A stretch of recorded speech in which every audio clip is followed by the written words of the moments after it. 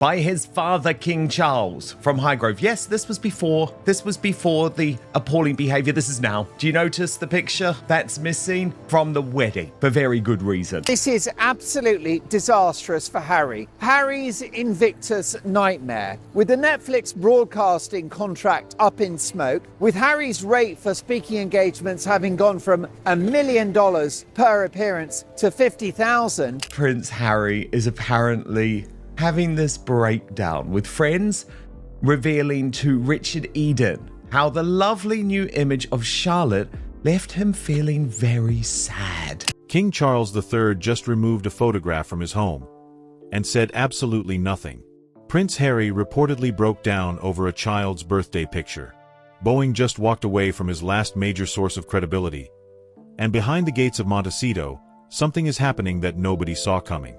This week changed everything. Here is what they are not telling you. Let's start with a birthday. Because, strangely enough, that is where this entire week began. While most of Britain was focused on garden parties, military appearances, and the carefully choreographed rhythm of royal life, one simple photograph quietly landed online. And within minutes, people close to Prince Harry were reportedly telling journalists that something about that image hit far harder than anyone expected. The photograph belonged to 11-year-old Princess Charlotte. Nothing dramatic. No headlines. No interviews. No statement from the palace. Just one image.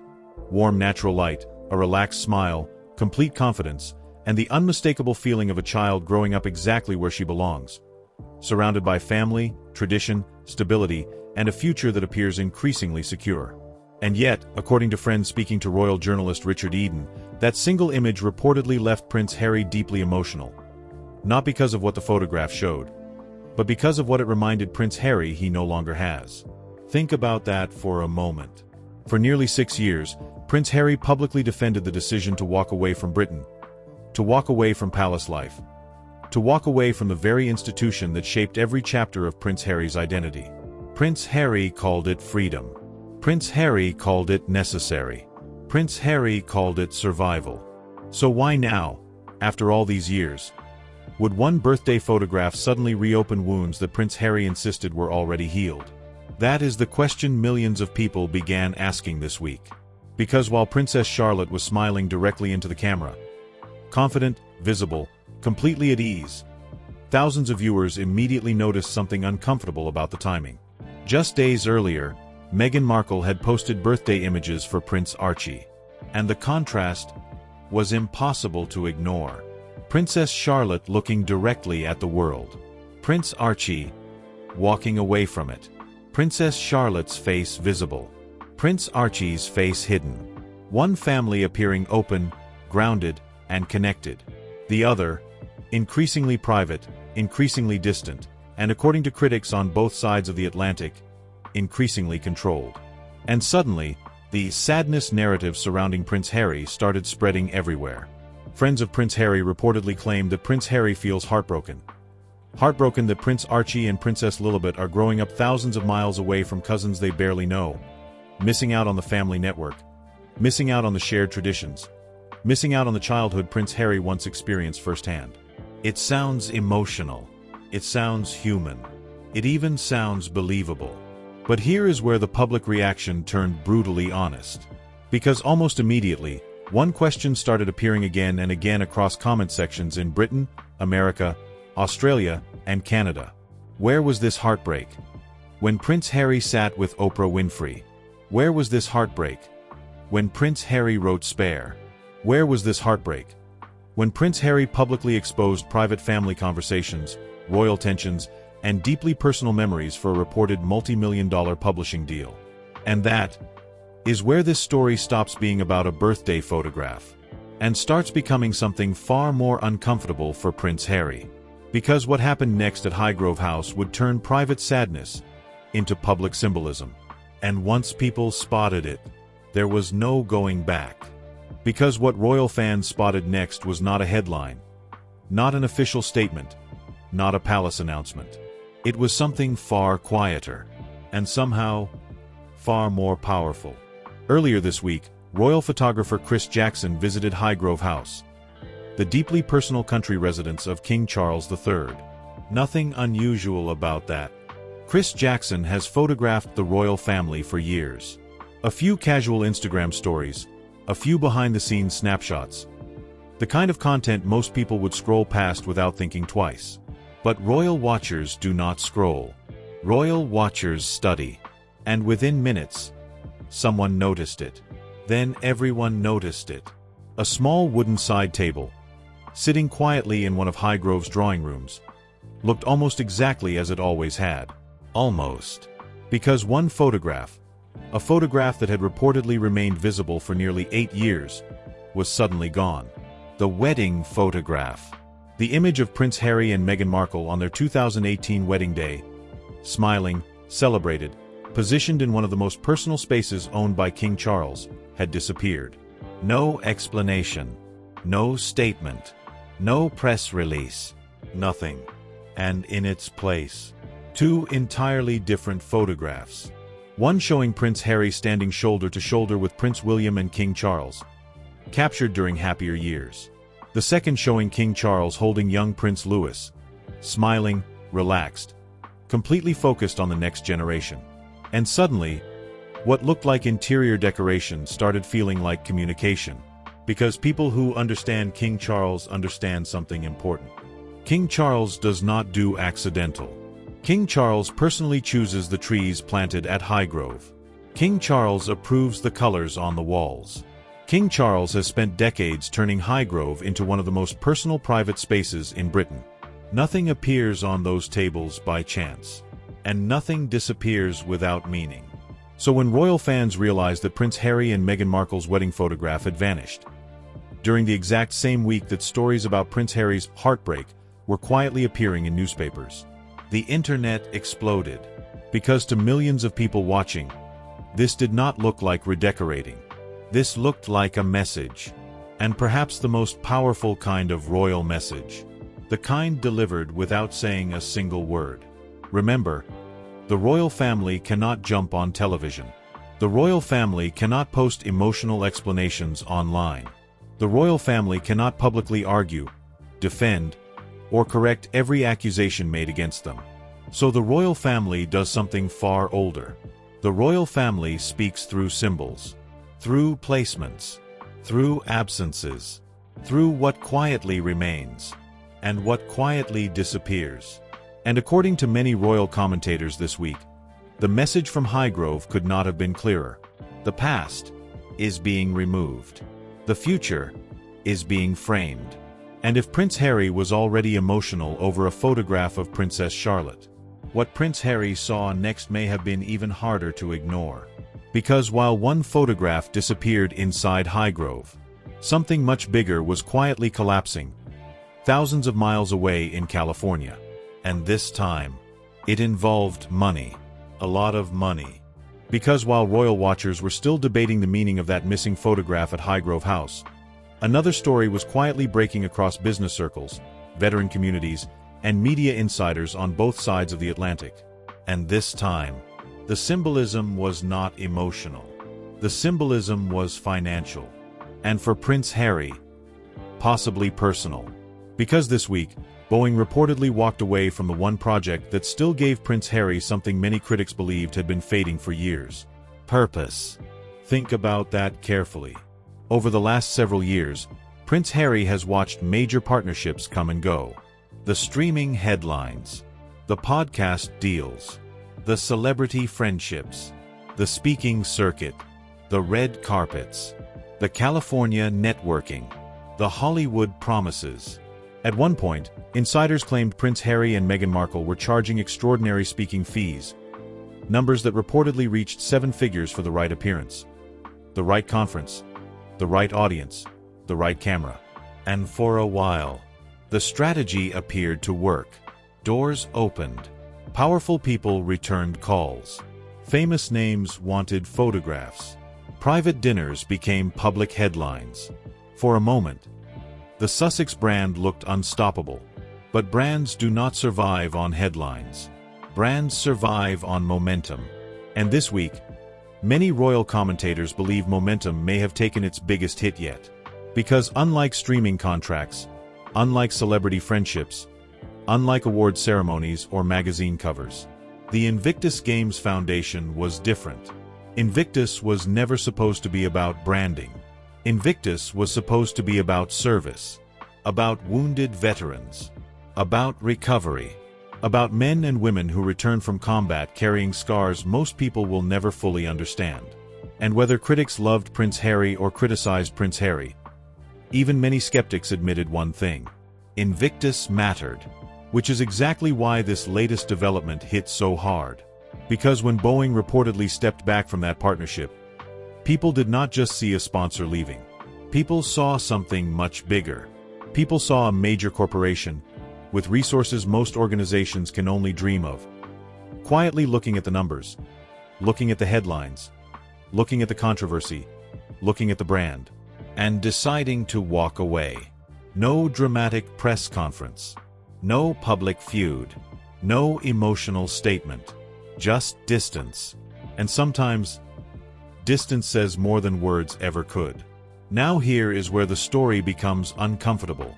Because according to commentators following the financial side of Invictus, the contrast between past momentum and present reality is impossible to ignore.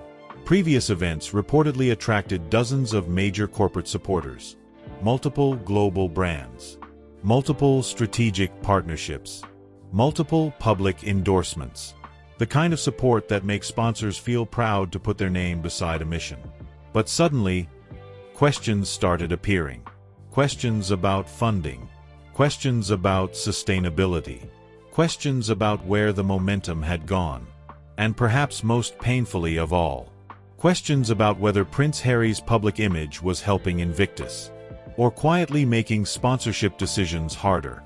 That is not a comfortable conversation, but it is a real one. Because in corporate boardrooms, emotions do not make decisions. Numbers do. Reputation does. Risk does.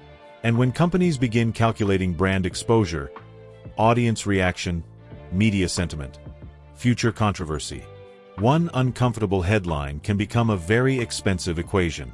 So ask yourself this: if a company as large as Boeing decides to create distance, who follows next? That question alone sent royal commentators into overdrive this week. Because for Prince Harry, Invictus was never just another project. Invictus was identity. Invictus was credibility.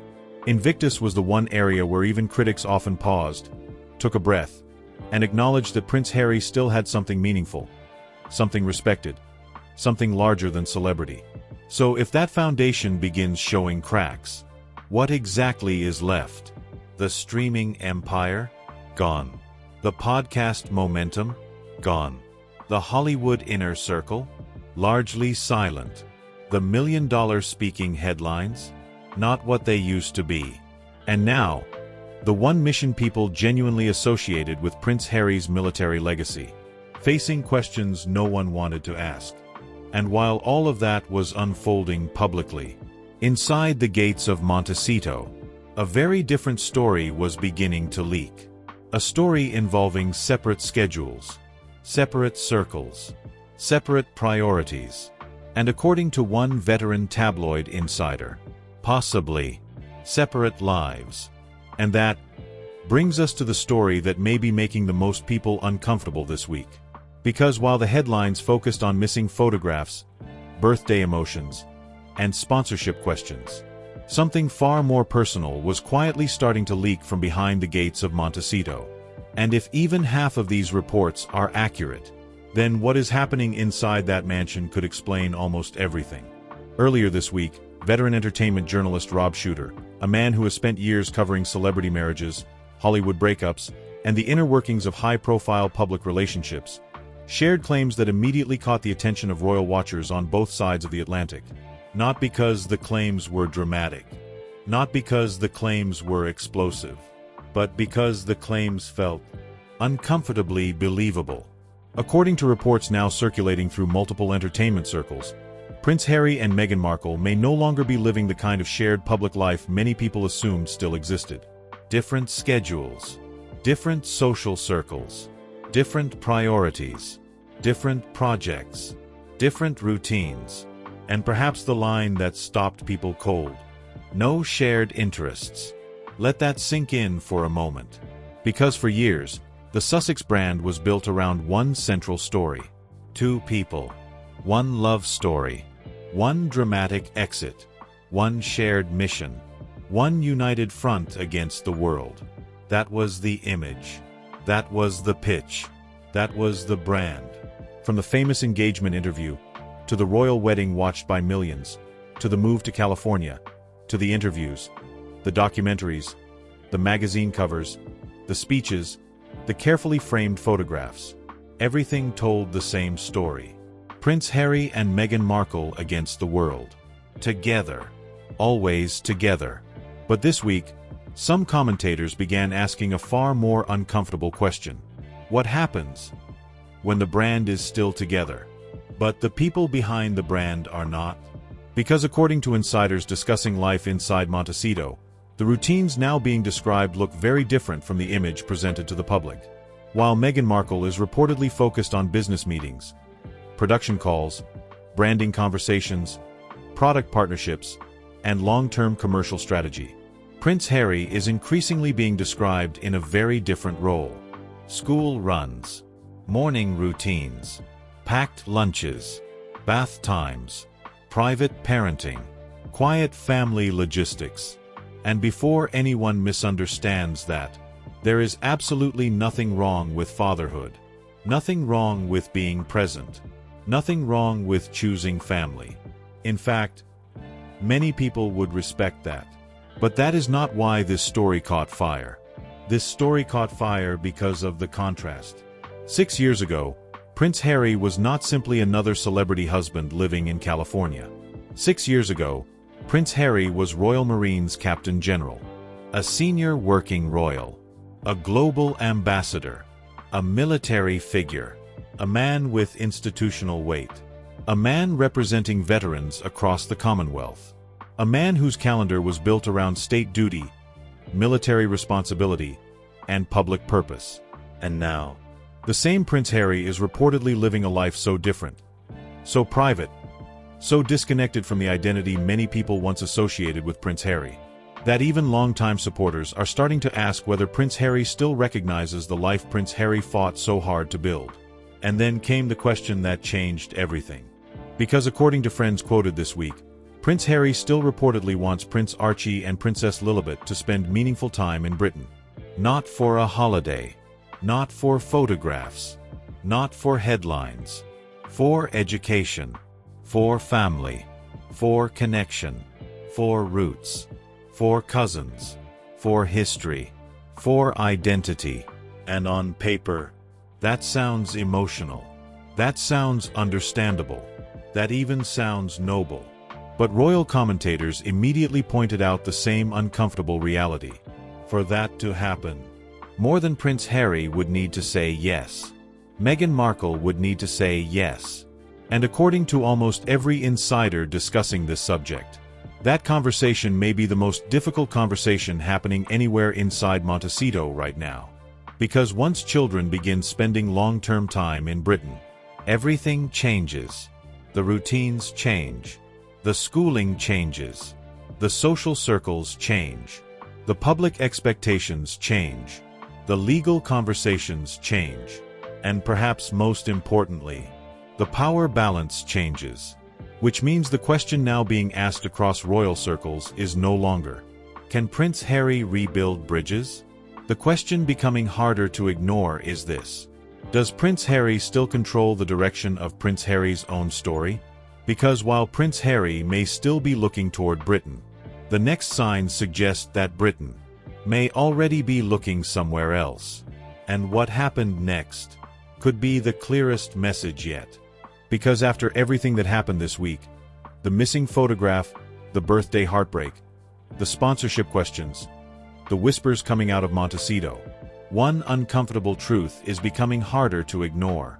The story surrounding Prince Harry is no longer being shaped by interviews. It is no longer being shaped by documentaries. It is no longer being shaped by carefully edited headlines, polished public appearances, or strategic media briefings. For the first time in years, The story may now be writing itself. And that may be the most dangerous position Prince Harry has faced since leaving Britain. Because think about everything the public has watched unfold in just a matter of days. A simple birthday photograph of Princess Charlotte reportedly triggering emotional headlines around Prince Harry. A deeply personal photograph quietly disappearing from Highgrove House. The private world of King Charles III. A major corporate name like Boeing stepping away from a project many believed represented Prince Harry's strongest remaining connection to public purpose. And inside Montecito, growing reports that the life once sold as a united mission may now be running on completely separate tracks. None of these stories, by themselves, would necessarily change everything. But together, they create something far harder to ignore. A pattern. And patterns, especially inside royal history, tend to matter. Because if there is one thing people who follow the British monarchy understand better than anyone, it is this. The royal family rarely speaks loudly. The royal family rarely explains. The royal family rarely reacts. Instead, the royal family signals. Quietly, patiently, precisely. A photograph moved. A seat changed. An invitation missing. A balcony appearance adjusted. A title quietly emphasized. A silence maintained. And when those signals begin appearing one after another, people pay attention. So ask yourself this. Was King Charles III simply redecorating Highgrove? Was Boeing simply making a routine business decision? Were friends of Prince Harry simply sharing harmless personal concerns with journalists? Was this week something much bigger? Was this the week the world stopped looking at Prince Harry as a man building a new future, and started looking at Prince Harry as a man quietly realizing what was left behind may never fully return? That question is now being asked everywhere. In Britain, in America, across royal circles, across veteran communities, across media boardrooms, and perhaps even inside Montecito itself. Because for all the interviews, for all the books, for all the headlines, for all the accusations, one reality has never changed. Prince William is still preparing for the future. Princess Catherine is still shaping the next generation. Prince George, Princess Charlotte, and Prince Louis are still growing up at the center of that story. And with every passing year, that future becomes harder to interrupt. Which means the question may no longer be whether Prince Harry can return. The real question now may be, did Prince Harry wait too long? And I want to hear your honest opinion. Was this week just a coincidence? Or do you believe the royal family is quietly sending Prince Harry a message without saying a single word? Drop your thoughts in the comments below. And if you enjoy deep royal analysis, hidden symbolism, palace strategy, and the stories the headlines often miss, make sure you subscribe, turn on notifications, and join us for the next investigation. Because the next development may be the biggest one yet.